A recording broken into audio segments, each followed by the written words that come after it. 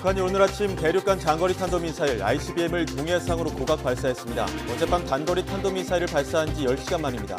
일본 외무성은 한미일 북핵 대표가 전화 협의를 진행했다고 발표했습니다. 어젯밤 54명이 중경상을 입은 인천호텔 주차타워 화재 원인을 밝히기 위해 경찰과 소방이 합동 현장 감식에 들어갔습니다. 전문가들은 기계식 주차장의 알루미늄 패널이 화재에 취약하다고 지적했습니다. 경복궁 밤에 칠해진 스프레이 낙서를 지우기도 전에 또 다른 낙서가 발견됐습니다. 첫 낙서 용의자 2명의 신원을 특정해가고 있는 경찰은 추가로 낙서한 용의자까지 수사 대상에 포함하고 추적에 나섰습니다.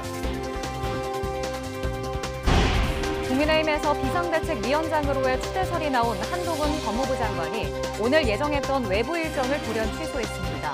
민주당에선 영화 시사회에 나란히 초청되며 주목받았던 이재명 대표와 이낙연 전 대표의 회동이 일정 변경으로 불발됐습니다. 더불어민주당 전당대회 돈봉투 의혹으로 수사를 받고 있는 송영길 전 대표가 구속 전 피의자 신문을 받고 있습니다. 송 전 대표는 법원에 출석하며 모든 혐의를 부인하고 충분히 소명하겠다고 강조했습니다. YTN 뉴스앤 이슈 이어갑니다. 어젯밤 인천 도심의 한 18층짜리 호텔에 붙어있는 주차타워에서 큰 불이 났습니다. 불이 호텔로 옮겨붙진 않았지만 짧은 시간에 상층부까지 연기가 번지면서 50여 명의 중경상자가 발생했고 수십 명이 옷까지도 제대로 갖춰 입지 못한 채 대피했습니다. 당시 긴박했던 상황을 최기성 기자가 보도합니다. 떨어지는 거 봐. 호텔 기계식 주차장 고층까지 불길이 이어지고 파편이 주변으로 날아갑니다. 어떡해. 제발. 멀리서는 아예 건물 형태도 보이지 않을 정도로 연기가 자욱합니다. 호텔 옥상으로 피신해 다른 건물로 탈출하는 아찔한 모습도 보입니다. 떨어질 것 같아. 어떡해, 저 사람. 어머머머, 어떡해. 옆 건물로 지금 넘어왔다, 그치? 뒤에 사람 또 있지? 창밖으로 수건을 흔들며 구조를 기다리는 투숙객 모습도 눈에 띕니다. 사다리 차에서 위에서 여기 올라가고 있는데 거기를 봤더니 어떤 분이 흰 손으로 막 이렇게 흔들고 계셨어요. 한 투숙객은 대피 방송을 듣고 방에서 나왔을 땐 이미 복도에 연기가 꽉 차 있었다고 회상합니다. 벌써 복도에 연기가 꽉 찼더라고요. 그래서 아무것도 못 가지고 나오고 그냥 문 앞에 걸려있는 코트 하나만 입지고 굉음이 울리면서 주변을 지나던 시민들이 대피하기도 했습니다. 버스에서 내리기 전부터 굉장히 팡 소리가 계속 나면서 위험한 상황이어가지고 버스도 대피를 한 상황이었고 내리면서 보니까 이제 그게 펑펑 소리가. 화재 당시 객실 203개 가운데 투숙객이 묵고 있는 객실은 165개였습니다. 호텔 옆에는 요양원과 고시원 등이 있어서 대형 인명피해로 이어질 가능성이 컸던 만큼 시민들은 불이 꺼질 때까지 가슴을 졸이며 현장을 지켜봤습니다. YTN 최기성입니다. 이번 불이 난 기계식 주차장은 외벽이 알루미늄 합금 패널로 이루어진 것으로 조사됐는데요. 이 소재는 화재에 취약한 것으로 알려졌습니다. 게다가 주차타워 구조 특성상 불이 나면 화염이 빠른 시간 안에 퍼질 수밖에 없다고 합니다. 화재 전문가의 분석 함께 들어보시죠. 250도씨 이상만 되면 타기 시작하는 나무처럼 알루미늄 패널도 600도씨가 넘어가면 녹아내리기 시작하니까요. 사실은 그 화재 안전을 위해서는 전혀 고려되지 않은 건축자재로 볼 수 있습니다. 그래서 그 알루미늄 패널과 또 그 내부의 심재가 화재 안전에 대한 불연성을 갖추지 못했을 때는 화재가 발생하면 상층으로 오히려 화재를 확산시키는 불쏘시개 역할을 하게 되죠. 네, 그래서 최근에 지어지는 주차타워는 이 콘크리트 구조로 외부 구조를 갖추고 있는 게 대부분의 추세인데요. 18층 규모의 주차타워는 한 층에 차가 한 대가 들어가는 게 아니고 대략 2대 정도가 들어갑니다. 그러니까 수십 대의 차량이 층층이 철골 구조 내부에 쌓여 있는데요. 그 내부는 차량이 회전하면서 넣고 빼게 되니까 어떤 구획을 할 수가 없습니다. 그러니까 하나의 큰 통로처럼 되어 있는 거죠. 그래서 저층부에서 화재가 발생하면 순식간에 화재가 그리고 연기가 상부로 확산할 수밖에 없는 그런 구조로 되어 있습니다. 인천 호텔 주차타워의 화재 원인을 밝히기 위해 경찰과 소방 등 관계기관은 오늘 오전부터 본격적인 합동 현장 감식에 들어갔습니다. 경찰과 소방은 처음 불이 시작한 것으로 추정되는 호텔 2층 후문 천장과 기계식 주차장 연결 통로를 중심으로 집중 조사할 예정입니다. 경복궁 담벼락이 낙서로 훼손된 지 하루 만에 또 다른 낙서가 발견돼 경찰이 추가로 수사에 나섰습니다. 경찰은 앞서 담벼락에 낙서한 용의자의 신원을 사실상 특정하고 엄정 대응을 예고했습니다. 취재기자 연결합니다. 우종훈 기자. 네, 서해부입니다. 추가로 발견된 낙서 언제 발견된 겁니까? 네, 경복궁 담벼락에서 낙서가 추가로 발견된 건 어젯밤 10시 20분쯤입니다. 새 낙서가 발견된 위치는 담벼락 훼손으로 복원 작업이 진행 중인 경복궁 서쪽, 영추문 왼쪽 담벼락입니다. 그러니까 앞서 낙서된 곳 바로 옆에 누군가 또 낙서를 한 겁니다. 현재는 내용을 확인할 수 없게 천막으로 가려져 있는 상태인데요. 낙서는 가로 3m, 세로 1m 80cm 정도 크기이고 영문과 한글이 섞인 문구를 붉은색 스프레이로 분사한 형태인 것으로 파악됐습니다. 낙서 내용은 어느 음악인의 앨범 이름과 동일한 것으로 전해졌습니다. 경찰은 용의자가 남성 한 명이라고 추정하고 있는데요. 범인 인상착의만 낙서만 놓고 봤을 때 앞선 용의자들과는 다른 사람의 범행으로 짐작되지만 같은 사람의 범행일 가능성도 배제하지 않고 수사를 하고 있다고 밝혔습니다. 네, 앞서 담벼락에 낙서한 용의자 추적은 어떻게 이루어지고 있습니까? 네, 경찰은 그제 경복궁 담벼락과 영추문 옆에 낙서를 남기고 도망친 용의자가 남성과 여성 각 한 명일 것으로 보고 추적하고 있습니다. 또 같은 날 새벽 서울경찰청 청사 담벼락에서 발견된 붉은색 스프레이 낙서가 이들의 소행이 아닌지도 의심하고 있는데요. 용의자들의 신원은 사실상 특정된 것으로 보입니다. 서울경찰청 관계자는 오늘 기자들과 만나 앞서 낙서 범행을 벌인 용의자들에 대한 신원은 100%는 아니지만 특정돼가는 과정이라고 설명했습니다. 앞서 경찰은 용의자들이 택시를 타고 이동한 것을 확인하고 승하차 기록 확보를 위해 압수영장을 신청했습니다. 이런 가운데 문화재청은 보존 처리 전문가 등 20명을 투입해 낙서 세척과 복구 작업에 주력하고 있습니다. 다만 추운 날씨에 이미 스프레이가 석재 일부에 스며든 곳도 있어 작업은 최소 일주일이 걸릴 것으로 예상했습니다. 지금까지 사회부에서 전해드렸습니다. 서울 체감온도가 영하 20도 가까이 떨어지는 등 북극 한파가 기승을 부렸습니다. 이번 주 내내 한파가 이어지는 가운데 내일 퇴근길에는 서울에도 눈이 내릴 것으로 보입니다. 취재기자 연결해서 자세한 추위와 눈 전망 알아보겠습니다. 김민경 기자. 네, 김민경입니다. 출근길에도 많이 춥던데 얼마나 추워진 겁니까? 네, 오늘 아침 비공식 기록으로 철원군 임남면 기온이 전국에서 가장 낮은 영하 21.2도를 기록했습니다. 이 밖에도 파주 영하 14.9도, 서울 영하 12.2도, 대전 영하 10.2도, 대구도 영하 6.6도까지 떨어졌습니다. 특히 찬바람이 불며 중부는 체감온도가 영하 20도 안팎, 남부는 영하 10도 안팎까지 곤두박질했습니다. 북극 한파는 내일이 기온이 오르며 잠시 주춤하지만 모레부터는 다시 하강세를 보입니다. 특히 목요일 아침에는 서울 기온이 영하 14도까지 떨어지는 등 북극 한파가 절정을 이룰 전망입니다. 이번 한파는 주말까지 이어진 뒤 성탄절을 앞두고 누그러들겠습니다. 네, 내일 오후부터는 눈이 다시 내린다고요? 네, 그렇습니다. 내일 바람 방향이 바뀌며 서해에 형성된 눈구름이 내륙으로 유입되겠습니다. 제주도와 전남 해안은 오늘 밤부터, 중부지방은 내일 오후부터 눈이 내리겠는데요. 눈의 양은 제주 산간에 최고 15cm 이상, 수도권 등 내륙에 1에서 7cm로 많지는 않지만 수도권은 내일 퇴근 시간에 눈이 다소 집중될 걸로 보여 빙판길에 대한 주의가 필요합니다. 모레부터는 또다시 더 강한 북극 한기가 밀려오며 서해안과 제주도에 폭설이 쏟아지겠습니다. 이번에도 강풍을 동반할 걸로 보여 항공기와 여객선 운항에 차질을 겪을 걸로 보입니다. 지금까지 YTN 김민경입니다.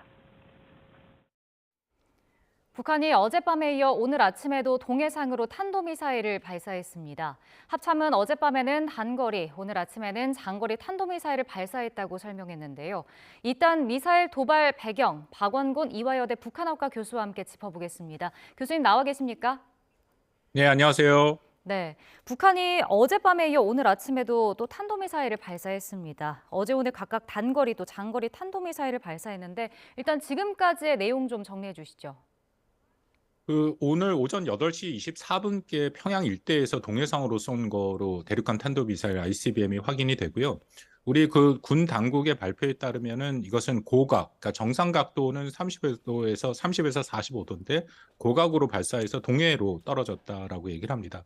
군이 밝힌 거에 따르면 비행 거리가 한 1,000km 정도라고 얘기를 했는데 그 최고 고도는 밝히지는 않았습니다. 일본 측의 정보 관계자의 이야기에 따르면은 최고 고도도 한 6,000km 이상이 될 거다. 이제 그런 얘기가 나오고 있거든요. 그렇다면은 이게 지난 7월 12일 날 북한이 발사했던 그 화성 18형과 유사한 그 고도와 비행 거리를 보이고 있다라고 판단이 됩니다. 네, 말씀해 주신 것처럼 이제 뭐 정확한 미사일 재원 분석은 필요하겠지만 만약에 신형 화성 18형일 가능성이 제기가 되고 있는데 만약에 그렇다면 이게 기술적으로 지난 7월에 비해서 좀 발전이 됐다고 보십니까? 뭐 정확한 재원이랑 판단은 우리 정부 당국에서 나와야 좀 확인이 될 것 같은데요. 일단은 북한이 올 한 해 들어서서 이 대륙간 탄도 미사일 발사를 벌써 5번째, 이건 한 해 ICBM을 쏜 것 중에는 이 정도까지 쏜 적은 없는 거로 제가 알고 있고요. 네. 근데 중요한 것은 특히 화성 18을 중점적으로 시험을 하고 있는 이른바 선택과 집중의 모습을 보이고 있습니다. 그러니까 지난 4월 달에 쐈고 7월 달에 쐈고 그리고 이번 12월에 쐈던 것을 보면은 이 점차적으로 개선을 위한 그 일정 주기를 두고 시험을 하고 있다라고 판단이 되고요. 뭐 전체적으로 일단 이 미사일은 올해 쏜 다른 두 미사일, 예를 들어 2월 달에 썼던 화성 17, 또 3월 달에 쐈던 2월이 화성 15고요. 3월에 화성 17인데 이거랑은 좀 차이가 있는 것이 이 화성 18 이번에 쏜 거로 알려진 이 미사일 같은 경우에는 고체 연료입니다. 그렇기 때문에 이전의 액체 연료보다 훨씬 더 단기간 내에 준비가 가능해서 기습 발사가 가능한, 어떻게 보면 한국과 미국의 입장에서는 훨씬 위력적인 그런 미사일이라고 볼 수 있고요. 말씀하신 어떤 시험에 뭐 여전히 우리가 확인이 안 된 것 중에 하나가 이른바 이제 재진입 기술이라는 것인데요. 네. 그것은 이렇게 고각으로 쏘는 것이 아니라 정상 각도로 쏴야 확실히 확인이 되는 거긴 합니다만, 글쎄 뭐 미국 측 판단에 의하면 재진입 기술도 상당 부분 완성됐다, 그런 얘기도 나오고 있습니다. 네. 일단 어젯밤에 이어서 오늘 아침에 10시간 만에 이제 미사일 도발에 다시 나선 건데 북한의 의도는 뭘까요? 북한의 의도는 말씀드린 것처럼 일종의 선택과 집중이라고 판단이 되는데요. 그 10시간 만에 미사일이 두 종류가 발사됐죠. 그 먼저 발사된 것은 단거리 탄도미사일이고 그다음 10시간 후에 ICBM이 발사됐는데 일단 둘 다 매우 좀 이례적인 것은 사실입니다. 왜냐하면 북한은 12월 같은 경우에는 이제 그들의 표현하면 총화라 해서 연말을 결산하는 그런 시기고, 이미 그 8기 9차 전원회의가 연말에 하겠다라고 뭐 이미 밝힌 그런 상황이기 때문에 이 시기에는 그렇게 도발을 본격적으로 하지는 않았습니다. 또 날씨도 워낙 추운 혹한기이기 때문에 미사일이 혹시라도 오작동할 가능성도 있고요. 근데 그럼에도 이번에 이렇게 연속으로 미사일을 발사했다라는 것은 뭐 나름대로의 그 군사 정치적 의미를 다 갖고 있다. 단거리 탄도미사일 같은 경우에는 얼마 전에 있었던 한미 간의 확장 억제에 관한 그런 증진된 이 능력에 대한 대응이다라고 판단이 되고요. 이 ICBM 같은 경우에는 말씀드린 군사적인 필요성에 의해서 주기별로 시험을 하고 있다라고 판단이 되는데, 그럼에도 12월 이 시기에 했다라는 것은 대내용도 있다라고 생각을 합니다. 북한의 입장에서는 올 한 해 김정은의 업적으로 보여줘야 할 것이 경제 분야는 거의 없거든요. 그렇다면 이런 군사적인 성취를 끝까지 밀어붙여서 자신들의 그런 그 정당성을 확보하려는 작업으로 보이고요. 김정은이 지난 정찰 위성을 발사한 후에 한 표현을 보면 이런 표현이 나옵니다. 자신들이 정찰 위성으로 눈을 가졌는데 이제 주먹을 확실히 가져야 된다라는 식의 표현이 나오기 때문에 주먹, 즉 미국을 공격할 수 있는 차원의 그런 미사일로서 ICBM 개발을 계속하고 있다, 발사를 했다라고 판단이 됩니다. 네. 지금 먼저 들어온 속보부터 한 가지 전해드리겠습니다. 우리 군이 오늘 북한의 장거리 탄도 미사일 발사를 포착했다면서 북한 ICBM 도발의 안보실장 주재로 NSC 상임위를 열었다고 밝혔습니다. 이 자리에 윤석열 대통령에게 관련 내용을 보고를 한 것으로 보이고요. 윤석열 대통령은 북한의 어떤 도발에 대해서도 압도적으로 대응하겠다, 이렇게 밝혔습니다. 그러면서 한미가 연합 방위 태세를 계속해서 유지하겠다 밝혔습니다. 또 미사일 경보 정보를 실시간으로 공유해서 한미일이 함께 북한의 이 핵 미사일에 대해서 공동 대응을 추진하겠다라고 덧붙였는데요. 관련해서 추가 내용이 들어오면 다시 한번 전해드리겠습니다. 네, 교수님. 그리고 앞서 이제 이번 달 안에 ICBM을 발사할 거다 이런 전망이 나왔었는데 이 예상에 좀 부합을 했거든요. 그렇다면 연내 추가로도 도발을 할 수 있을 것으로 보시나요? 글쎄 뭐 연내라고 해도 이제 정말 시간이 얼마 안 남았고 북한이 2019년 12월부터 연말 전원회의를 통해서 김정은의 신년사를 대체하는 이제 그런 행동을 하고 있거든요. 그렇다면 뭐 한 27, 28일이나 뭐 그 정도의 전원회의가 시작이 될 수 있다면 앞으로 열흘 정도 남았다. 중요한 것은 오늘 그 ICBM 발사의 현재까지의 상황을 보면 성공한 거로 보입니다. 그렇다면 북한이 위성에 대한 성공을 했고 또 ICBM에 성공을 했기 때문에 이 이른바 눈과 주먹을 가졌다라는 이 두 가지를 갖고 전원회의에서 김정은의 업적으로 그렇게 선전하고 넘어갈 가능성이 좀 있어 보입니다. 네. 그리고 어제가 또 김정일 사망 12주기였습니다. 그럼 북한이 또 어제 발사한 건 어떤 의미를 가지고 있는 걸까요? 뭐 12주기가 의미도 있을 수 있다라고 생각을 합니다만은 이번에 쐈던 그 동해상 단거리 탄도미사일 같은 경우에는 그거보다는 그 한국의 한미가 하고 있는 확장 억제 NCG에 대한 대응 혹은 또 최근에 들어온 그 미국의 그 핵추진 잠수함이죠. 미주리함에 대한 대응일 가능성이 있다라고 판단이 됩니다. 왜냐하면 일단 북한의 탄도미사일이 약 570km 정도 비행을 했는데 그 북한이 쏜 순환 비행장으로부터 그 미주리함이 들어온 부산까지의 직선거리가 약 550km 정도 되거든요. 네. 그래서 북한이 미국의 전략 자산이 들어올 경우에 그 전략 자산이 들어온 그 장소를 겨냥한 또 그 장소를 염두에 둔 이 탄도미사일을 발사해서 대부분 그러니까 이렇게 비슷하게 거리를 맞추는 경향이 있습니다. 그렇다면은 이번에도 전략 자산 전개에 대한 나름대로 대응이다. 근데 이것도 좀 이례적인 게요.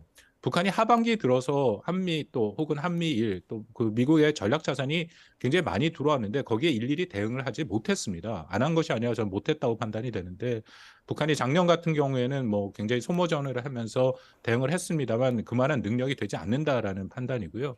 또 하나는 이 미주리함에 그 미사일을 쏘긴 했는데 과연 이 미사일이 미주리함에 대한 그런 대응이 될 것이냐, 억제가 될 것이냐에 대해서도 북한 스스로도 알 겁니다. 그 미국이 갖고 있는 이 핵 추진 잠수함 또 전략 핵 잠수함이라는 것은 굉장히 막강한 능력을 갖고 있기 때문에 북한의 이 정도 탄도미사일로는 전혀 억제가 안 되거든요. 네. 아마 그런 것에 대한 북한의 일종의 좌절감도 저는 여기에 반영되고 있다고 판단이 됩니다.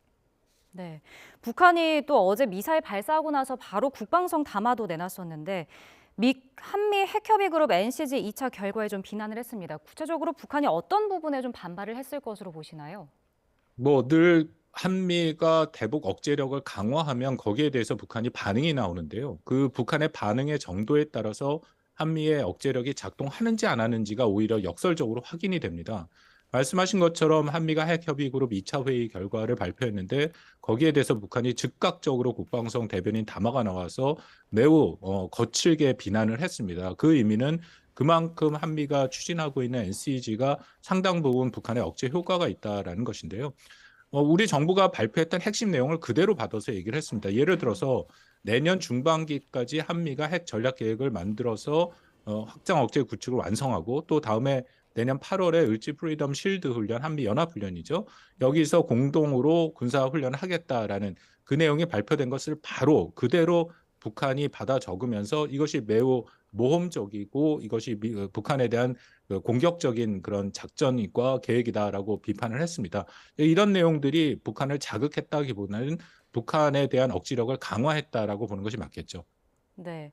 앞서 속보로도 전해드렸었는데 윤석열 대통령도 미사일 정보 실시간 공유를 활용해서 한미일이 공동 대응할 수 있도록 추진하겠다 밝혔고 또 김태호 국가안보실 1차장도 올해 안에 이 정보 공유 시스템이 완성될 거라고 했는데 구체적으로 이게 우리에게 어떤 부분에 있어서 도움이 되는 건가요? 뭐 당연히 도움이 됩니다. 왜냐하면 한국과 미국이 현재는 한미 동맹 차원 또 미국과 일본은 미일 동맹 차원에서 북한의 미사일에 대한 탐지 식별 요격을 준비하고 있는데 그냥 상식적으로 생각하더라도 탐지 식별을 하기 위한 자산이 더 늘어나는 것이죠. 네. 한미일 3국에서 양국에서 뭐 그냥 숫자로만 보더라도 그렇게 됐고 이미 한미일이 이 관련된 훈련을 하고 있습니다. 그래서 북한이 미사일을 쏘면 다양한 각도로 쏠 수 있죠. 북한이 동해로 쏠 수 있고 또 남쪽으로도 쏠 수 있고 근데 레이더라는 것은 직진성이 있기 때문에 바로 앞쪽으로 날아오는 것은 잘 볼 수 있습니다. 그 의미는 북한이 동해 쪽으로 쏴서 일본 쪽으로 하면 일본이 더 자세히 볼 수 있고 또 남쪽으로 쏘면 한국이 자세히 볼 수 있다라는 것이죠. 그런 면에서 통합적 운영은 그만큼 북한의 탐지 식별하게 하는데 우리가 훨씬 더 자세하고 빠르게 볼 수 있다라는 의미가 되고 또 뭐 정말 유사시 북한의 미사일을 탐지 식별 요격까지 하는 데에는 그만큼의 자산이 더 많이 동원이 된다라고 판단이 됩니다. 여기에 대해서도 북한의 반응을 보면 북한에 대한 억제력이 확인이 되는데요. 지난 14일 날 북한이 노동신문을 통해서 우리가 추진하고 있는 한미일 경보정보 공유 조치에 대해서 이런 표현을 썼습니다. 위험천만한 군사적 망동이다. 네. 그러니까 그 의미는 그만큼 북한에게는 크게 부담이 된다라고 볼 수 있는 것이죠. 네. 마지막으로 앞으로 북한이 어떤 행보를 보일지도 관심인데 어떻게 좀 전망하시는지 말씀해 주시죠. 아까 처음 말씀드린 것처럼 12월 도발은 이례적이고 이것은 내부적으로 연말 결산용으로 이 김정은의 국방력 강화 치적 쌓기다라고 볼 수 여지가 있습니다. 더불어서 내년에도 아마 계속해서 이런 도발을 할 텐데요. 올해와 비슷하게 일종의 선택과 집중, 이미 예고한 것처럼 북한이 인공위성을 추가 발사할 가능성이 있고 또 화성 18의 이번 결과를 보긴 하겠습니다만 실전 배치를 얘기하더라도 그 이후에 또 발사를 할 가능성이 있죠. 그래서 중요한 것은 어쨌든 두 가지에 대해서 북한이 완벽한 그 능력을 갖추고 내년 미국 11월 대선을 기다릴 가능성이 있다라고 판단이 됩니다. 네, 알겠습니다. 오늘 말씀은 여기까지 듣겠습니다. 지금까지 박원곤 이화여대 북한학과 교수였습니다. 교수님 오늘 말씀 고맙습니다. 네, 감사합니다. 민주당 전당대회 돈봉투 사건의 정점으로 꼽히는 송영길 전 대표가 실시간 넘게 구속영장 실질심사를 받고 있습니다. 송 전 대표는 재판부에 겸손하고 성실하게 소명할 거라고 밝혔는데 영장 발부 여부는 밤늦게 결정될 것으로 보입니다. 자세한 내용 취재기자 연결해 알아보겠습니다. 백종규 기자. 네, 서울중앙지방법원에 나와 있습니다. 송 전 대표 검찰 소환 때는 묵비권 행사했었는데 법정에서는 혐의에 대해 소명할 것이라는 입장을 밝혔죠. 네, 더불어민주당 전당대회 돈봉투 의혹 사건의 최종 수혜자로 지목된 송영길 전 대표의 구속 전 피의자 신문 영장실질심사는 오늘 오전 10시부터 시작이 됐습니다. 지금까지 3시간 넘게 이어지고 있는데요. 검찰 소환 때는 묵비권을 행사했던 송 전 대표, 법원에 출석해서는 혐의와 관련해 법정에서 충분히 소명할 것이라고 강조했습니다. 직접 들어보시겠습니다. 검찰에서는 묵비권을 행사했지만 법원에서는 변호인과 함께 잘 상의해서 겸손하고 성실하게 잘 소명하도록 하겠습니다. 오늘 검찰은 돈봉투 의혹을 직접 수사한 부부장 검사 2명과 검사 3명 등 모두 5명을 심사에 투입했습니다. 또 PPT 250장을 이용해 범죄의 중대성과 증거인멸 우려 등 구속 필요성을 주장하고 있습니다. 오늘 돈봉투 살포 의혹으로 이미 구속 기소된 무소속 윤관석 의원과 강내구 전 한국감사협회장의 결심 공판도 진행돼 말 그대로 송 전 대표에겐 오늘이 운명의 날이 될 것으로 보입니다. 오늘 송 전 대표 영장심사는 유창훈 영장전담 부장판사가 맡았는데 유 부장판사는 돈봉투 의혹과 관련해 강내구 전 한국감사협회장과 박용수 전 보좌관의 구속영장을 발부했지만 이성만 의원 영장은 기각했습니다. 이와 별도로 대장동 비리 의혹 등으로 청구된 민주당 이재명 대표 구속영장을 기각하기도 했습니다. 송 전 대표의 구속 여부는 오늘 밤 늦게나 내일 새벽쯤 결정될 것으로 보입니다. 송 전 대표는 영장 심사를 마친 뒤에는 구속 여부가 결정될 때까지 서울구치소에서 대기할 예정입니다. 송 전 대표가 받는 혐의도 정리해 주시죠. 정당법과 정치자금법 위반, 뇌물수수 이렇게 3가지 혐의입니다. 송 전 대표는 지난 2021년 3월에서 4월 300만 원 가량이 든 돈봉투 20개를 포함해서 모두 650만 원이 민주당 국회의원, 지역 본부장들에게 전달되는 과정에 개입한 혐의를 받습니다. 여기에 필요한 자금 확보를 위해서 스폰서로 지목된 사업가 김모 씨와 이성만 의원으로부터 모두 6천만 원을 받은 혐의도 있습니다. 또 2020년부터 2021년까지 송 전 대표의 외곽 후원 조직인 평화와 먹고사는 문제연구소, 이른바 먹사연을 통해 기업인 7명으로부터 불법 정치자금 7억 6,300만 원을 받은 혐의도 있는데 이 가운데는 소각처리시설 인허가를 대가로 받은 뇌물 4천만 원도 포함되어 있다는 게 검찰의 판단입니다. 검찰은 돈봉투 살포 행위가 정당 활동의 민주성을 훼손한 중대 범죄인데도 송 전 대표가 처벌을 모면하기 위해서 증거인멸을 시도해 구속 수사가 불가피하다는 입장입니다. 또 정당법에도 당내 금품 선거를 배제하기 위한 처벌 규정이 있지만 이를 잘 아는 법조인 출신 송 전 대표가 범행을 축소, 은폐하려 왜곡된 발언을 반복하고 있다고 강조했습니다. 반면 송 전 대표는 돈봉투 살포를 알지 못했으며 불법 정치자금 수수 혐의 역시 먹사연의 정상적인 후원금이었다고 맞서고 있습니다. 오늘 법원에 출석할 때도 검찰이 든 봉투 의혹이 입증이 안 돼서 불법적인 별건 수사를 하고 있다고 반발하기도 했습니다. 네, 결국 송 전 대표 구속 여부에 따라 돈봉투 수수 의혹이 제기된 민주당 현역 의원 수사에도 영향을 주겠죠. 네, 일단 검찰이 적용한 혐의가 얼마나 소명되는지와 송 전 대표가 증거를 없앨 우려가 있는지, 또 재판에 넘겨진 관련자들과의 공모관계가 입증되는지 등이 구속 여부를 가릴 변수로 꼽힙니다. 영장 발부 여부는 돈봉투 수사의 최대 변곡점이 될 전망입니다.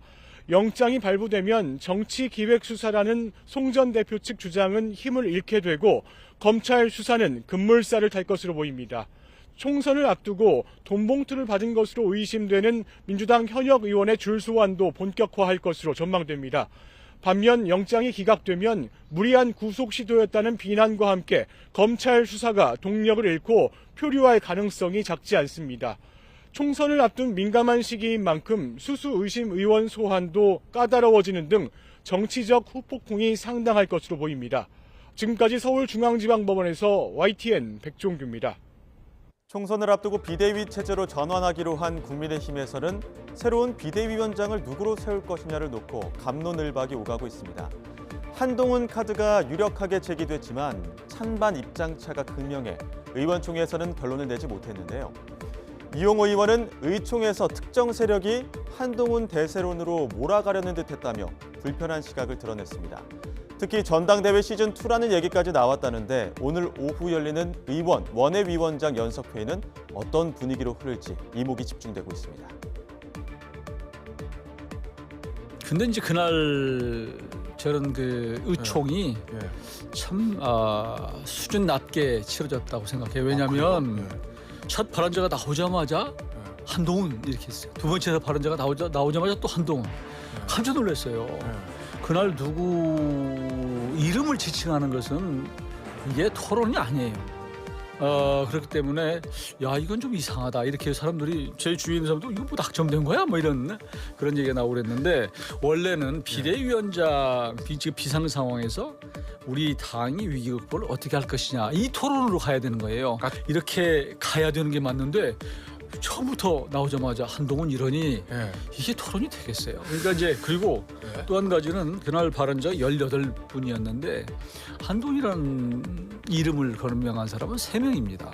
3명이 불과해요 사실은. 그런데 나중에 나와 보니까 갑자기 그날 밤에 보니까 뭐 한동훈 뭐 대세론 뭐 이렇게 가니 그때 저뿐만 아니라 많은 의원들이 그렇게 의심을 했죠. 아 그래요? 그래서 뭔가 또 전당대회 시즌2가 벌어지냐? 뭐 이런 얘기들이 사실 있었죠. 지난 의원총회에서는 김웅 의원도 강도 높은 비난을 내놨죠. 마치 북한이 김정은 위원장 딸 김주애를 대하듯이 의총이 한동훈 추대에 나서고 있다고 비유한 것으로 알려졌는데요. 이 장해찬 최고위원은 비속어까지 동원해 이를 강하게 비난했습니다. 당의 가장 큰 자산을 어떻게 북한 독재자 딸로 비유할 수 있냐는 건데요. 선을 넘은 건 어느 쪽일까요? 들어보시죠. 그러니까 일단 저는 비판은 할 수 있다고 봐요. 근데 소위 비윤계나 비주류라고 하는 분들이 기본적으로 참 싸가지가 없어요. 한동훈 장관이 되면 안 되는 이유에 대해서 합리적으로 근거를 대고 설득하면 되는데 쓰는 단어를 보면 여기서 아바타나 김주애가 왜 나옵니까? 그 얘기가 나왔습니다. 김웅원이 얘기했습니다. 우리 당의 가장 큰 자산을 왜 이렇게 깎아내리는 겁니까? 아니 그럼 그렇게 잘난 김웅 의원이 차기 주자 1위 하세요. 지지율 높게 나오면 김웅 비대위원장 이야기 나오지 않을 겁니까? 본인은 후보에도 못 들면서 압도적으로 1위 기록하는 사람에게 반대는 할 수 있지만 아바타나 뭐 아바타나 김주애 이런 말을 써야 되는 겁니까? 민주당도 지금 쓸까 말까 할 그런 북한 독재자 딸 이름까지를요. 그래서 이건 기본적인 인성의 문제라고 생각합니다. 특정인 거 친한 분들의 특징인 것 같아요. 싸가지 없는 건. 네. 이준석 전 대표. 뭐 누가 또 있겠어요? 한편 민주당은 이낙연 신당을 둘러싼 반대 여론이 뜨겁습니다. 주말 사이 현역 의원들 사이에서는 신당 반대를 담은 연서명 운동이 벌어져 100명 넘은 의원들이 이름을 남겼는데요. 이철희 전 청와대 정무수석은 당이 설득 노력도 없이 상황을 너무 거칠게 몰고 간다며 우려를 드러냈습니다. 돌아올 수 있는 공간도 남겨두지 않고 식구였던 사람을 나쁜 놈 만들려는 것 같다는 지적인데요. 들어보시죠. 문제는 총리까지 지내신 분이 유력한 대선 주자였던 분이 당대표까지 하셨던 분이 그런 선택을 할 때는 설득하는 노력이 좀 먼저 있어야 되는 거죠. 그런 거 전혀 없이 그냥 일단 네 잘못됐다. 그만해라. 이렇게 말하는 게 과연 같은 당의 유력한 정치인을 대하는 태도인가. 너무 배제지향적인 것 같고 그거 싫어요. 저는 그렇게 안 하면 좋겠고 그거 나가라는 것밖에 됩니까? 그렇게까지 했는데 이낙연 전 총리가 회군할 이른바 돌아설 명분이 있습니까? 설득을 할 때는 돌아올 자리를 만들어줘야죠. 기왕에 나간다는 걸 전제로 하고 나쁜 놈 만들려는 거잖아요. 같은 식구였던 사람을 그렇게까지 대할 게 뭐 있습니까? 하지만 총선 출마를 준비 중인 이광재 국회 사무총장은 당내 비판 목소리에 힘을 실었습니다. 총선을 앞두고 다 같이 힘을 모아서 승리해야 하는데 이 전 대표가 너무 뜬금없이 신당 이야기를 꺼냈다는 겁니다. 들어보시죠. 저는 이낙연 대표가 너무 신당 얘기를 너무 일찍 하신 것 같아요. 그래서 그 많은 분들이 그 이낙연 대표가 민주당이 어떻게 좀 변했으면 좋겠고 내부 공감대를 좀 가져가면서 해야 되는데 신당 얘기를 갑자기 하시니까 아니 지금 이번 총선은 우리 힘을 모아서 우리가 함께 싸워나가 승리해야 되는데 갑자기 신당 얘기를 하니까 너무 지금 황당해하는 거죠. 그 연서명 의미하는 바는 뭐라고 보십니까? 지금 상황에 대한 절박함이겠죠. 지금 윤석열 대통령의 이번 선거를 통해서 국정기조의 대전환, 이 일방통행은 안 된다. 이걸 확실하게 국민들이 회초리를 들어야 된다고 단결해야 된다는 거에 의지의 표현 아닐까요?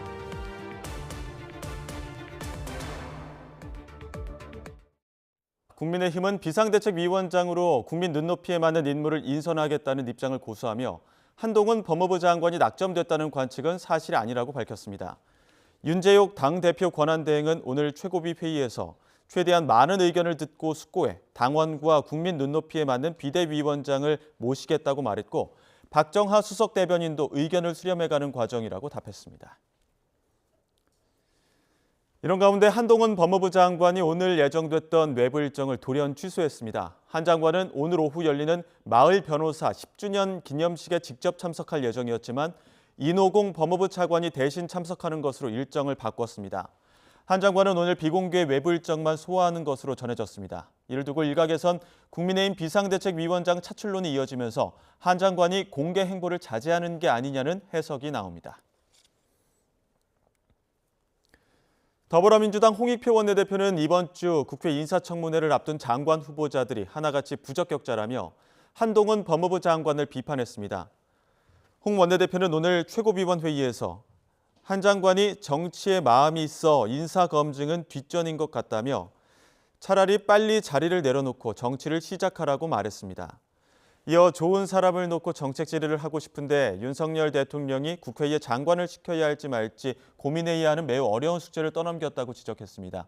홍 원내대표는 또 3개월 만에 교체된 박문규 산업통상자원부 장관은 경질 대상인데 정부가 총선 출마를 위해 꽃길을 열어줬다며 잘못한 사람을 더 큰 잘못할 수 있는 자리로 보내는 게 정부의 인사 원칙이냐고 비난했습니다. 연말이 다가오면서 직장 내에서도 송년회나 회식이 많아지고 있습니다. 코로나19 이후 다시 늘어난 회식에 꼭 참석해야 하나 고민이 깊은 직장인도 많을 텐데요. 분명 한 해 회포도 풀고 친목도 도모하자는 좋은 뜻에서 마련되는 자리인데 직장 회식 반갑지 않은 이유는 뭘까요? 시민단체 직장갑질 119가 올해 진행한 상담을 보면 힌트를 얻을 수 있습니다.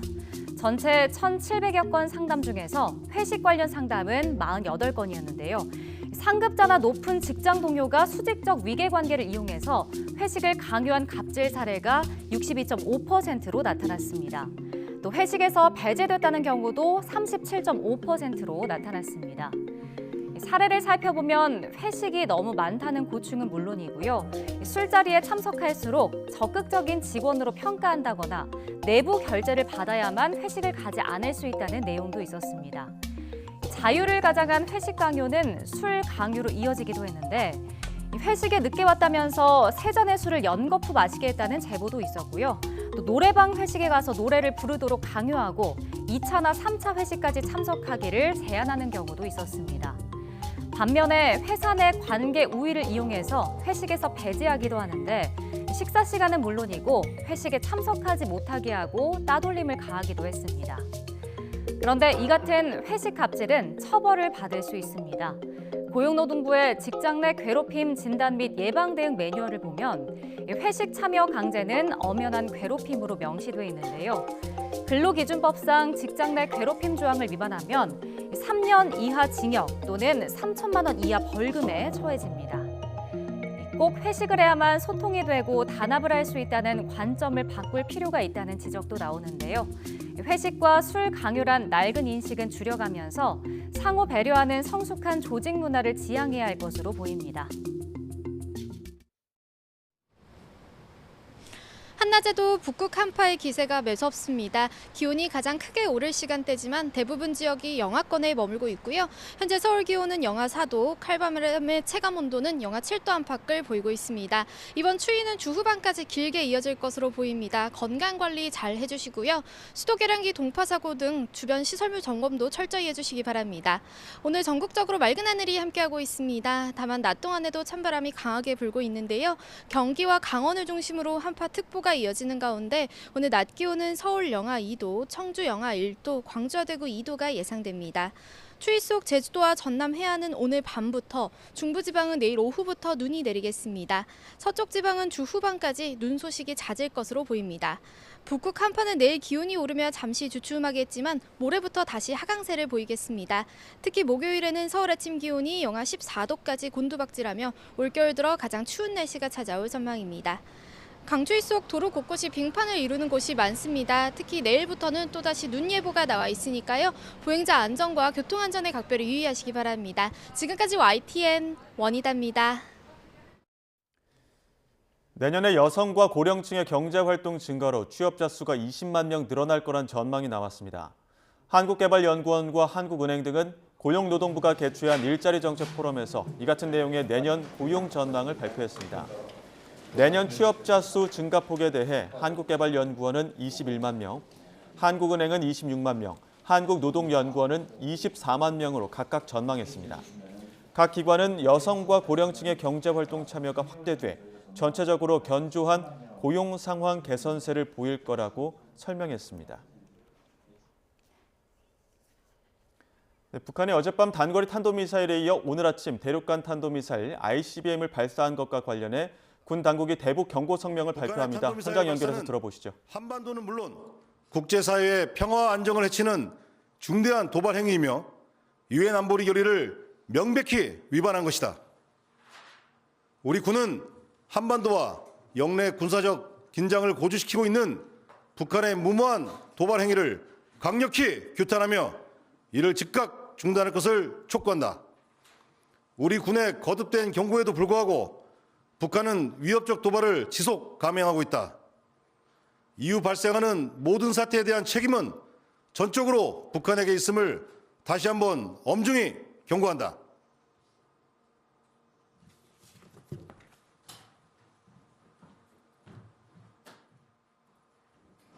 북한은 어제 야간 단거리 탄도미사일의 발사에 이어 오늘 8시 24분경 평양 일대에서 동해상으로 장거리 탄도미사일을 한 발을 발사하였다. 북한의 탄도미사일 발사는 한반도는 물론 국제사회의 평화와 안정을 해치는 중대한 도발 행위이며 유엔 안보리 결의를 명백히 위반한 것이다. 우리 군은 한반도와 영내 군사적 긴장을 고조시키고 있는 북한의 무모한 도발 행위를 강력히 규탄하며 이를 즉각 중단할 것을 촉구한다. 우리 군의 거듭된 경고에도 불구하고 북한은 위협적 도발을 지속 감행하고 있다. 이후 발생하는 모든 사태에 대한 책임은 전적으로 북한에게 있음을 다시 한번 엄중히 경고한다. 네, 이상으로 뉴스 앤 이슈 마치겠습니다. 잠시 후 더 뉴스가 방송됩니다. 여러분 고맙습니다.